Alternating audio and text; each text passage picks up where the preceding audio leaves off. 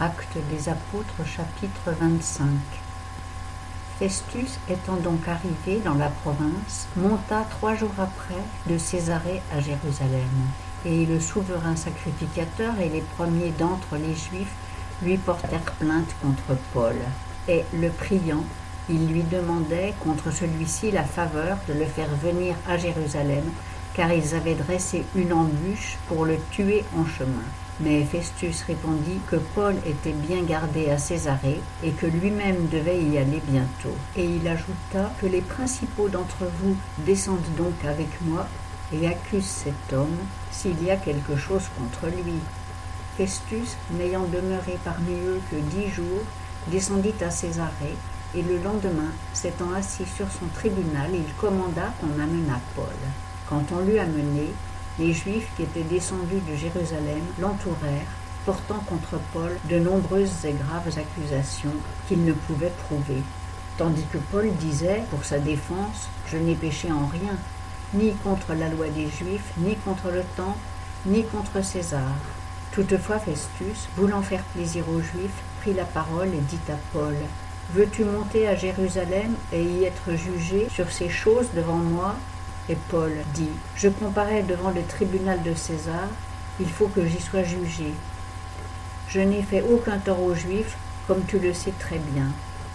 Si j'ai commis quelque injustice ou quelque crime digne de mort, je ne refuse pas de mourir. Mais s'il n'est rien des choses dont ils m'accusent, personne ne peut me livrer à eux.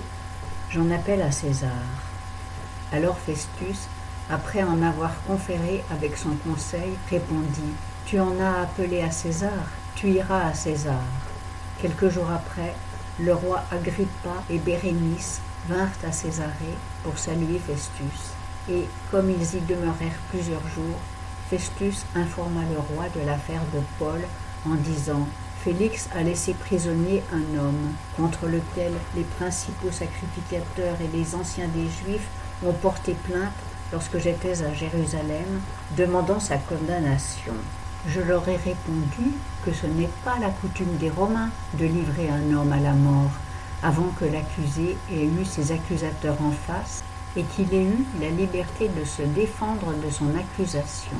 Après donc qu'ils se sont réunis ici, je me suis assis sans prendre aucun délai dès le lendemain sur le tribunal et j'ai commandé qu'on amenât cet homme. Les accusateurs s'étant présentés n'ont porté contre lui aucune des accusations que je présumais. Mais ils ont eu avec lui certaines disputes touchant leur religion particulière et sur un certain Jésus mort que Paul assurait être vivant. Pour moi, comme j'étais embarrassé sur cela, je lui demandai s'il voulait aller à Jérusalem et y être jugé sur ces choses.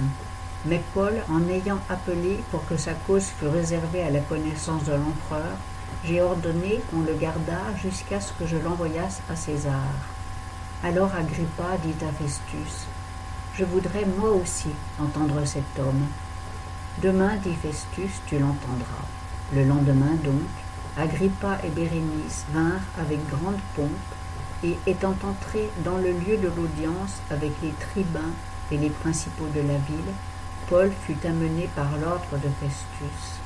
Alors Festus dit, « Roi Agrippa, et vous tous qui êtes présents avec nous, vous voyez l'homme contre lequel toute la multitude des Juifs m'est venue solliciter, tant à Jérusalem qu'ici, en s'écriant qu'il ne devait plus vivre. Ayant reconnu cependant qu'il n'a rien fait qui soit digne de mort, et lui-même en ayant appelé à l'empereur, j'ai résolu de l'y envoyer. Je n'ai rien de certain à écrire à l'empereur à son sujet, c'est pourquoi je l'ai fait venir en votre présence, et principalement devant toi, roi Agrippa, afin que lorsqu'il aura été examiné, j'ai quelque chose à écrire, car il ne me semble pas raisonnable d'envoyer un prisonnier sans indiquer de quoi on l'accuse. »